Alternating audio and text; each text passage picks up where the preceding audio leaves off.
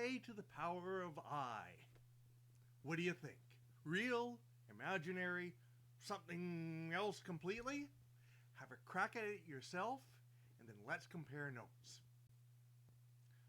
Often, when faced with one of these strange exponentials, we can make sense of it by expressing it as e to the power of the logarithm of the thing that we're trying to figure out.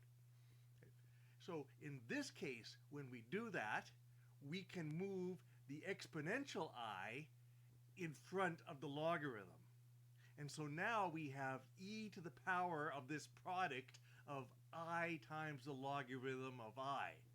And the logarithm of I is something that we can get our teeth into, because you may recall that e to the power of I times pi by 2 is I.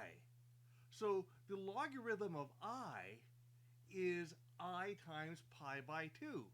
So now we've got e to the power of I times pi by 2, which is just e to the power of negative pi by 2, which we can write like that, or if you don't like negative exponents, you can write it another way.